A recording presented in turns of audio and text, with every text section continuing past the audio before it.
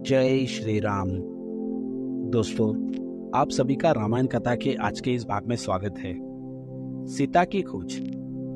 लक्ष्मण से प्रेरणा पाकर सुग्रीव ने अपने युद्धपतियों के साथ रामचंद्र जी से मिलने के लिए प्रस्थान किया। एक पालकी मंगाकर उसमें पहले लक्ष्मण को आरूढ़ किया और फिर स्वयं भी उसमें जा बैठा। शंखों और भैरियों की ध्वनि करते हुए सहस्त्रों वीरों के साथ सुग्रीव वहां पहुंचा जहां श्री राम निवास कर रहे थे। लक्ष्मण को आगे कर और हाथ जोड़कर विनीत भाव से सुग्रीव श्री राम के सम्मुख खड़े हो गए।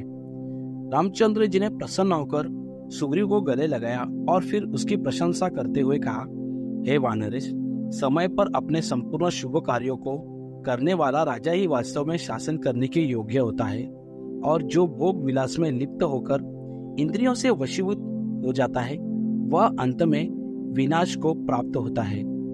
अब तुम्हारे उद्योग करने का समय आ गया है, अतएव तुम अपने मति अनुसार जैसा उचित समझो वैसा करो, ताकि सीता का पता मुझे शीघ्र प्राप्त हो सके। श्री राम के नीतियुक्त वचन सुनकर सुग्रीव ने कहा, हे प्रभु, मैं तो आपका अकिंचन दास हूँ। मैं आपके उपकार को कभी नहीं भूल सकता। जनक नंदिनी की शीघ्र खोज करवाने के उद्देश्य से मैं इन सहस्त्र वानर युद्धपतियों को लेकर यहाँ उपस्थित हुआ हूँ। इन सबके पास अपनी अपनी सेनाएं हैं और ये स्वयं भी इंद्र के समान पराक्रमी हैं। आपकी आज्ञा पाते ही ये लंकापति रावण को मारकर सीता को ले आएंगे। इन्हें आप इस कार्य के लिए आज्ञा प्रदान करें। सुग्रीव की उत्साहवर्धक बात सुनकर राम बोले, राजन, सबसे पहले तो इस बात का पता लगाना चाहिए कि सीता जीवित भी है या नहीं। यदि जीवित है तो उसे कहाँ रखा गया है, रावण का निवास स्थान कहाँ है, उसके पास कितनी और कैसी सेना है, वह स्वयं कितना पराक्रमी है। इन समस्त बातों के ज्ञात हो जाने पर ही आगे की योजना पर विचार किया जाएगा।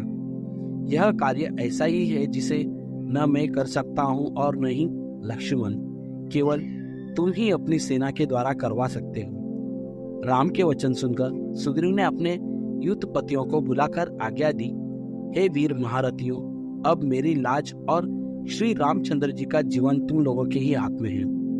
तुम दसों दिशाओं में जाकर जानकी जी की खोज करो। उन सभी पर्वतों की दुर्गम कंदराओं, वनों, नदी तटों, समुद्री द्वीपों, उपत्यकाओं और उन गुप्त स्थानों को छान मारो जहाँ उनके होने की तनिक भी संभावना हो। आकाश, पाताल, भूमंडल का कोई भी स्थान छिपा नहीं रहना चाहिए। एक मास के अंदर जानकी जी का पता मिल जाना चाहिए। यदि इस अवधि में उनका पता न लगा सके तो तुम स्वयं का वध हुआ समझे।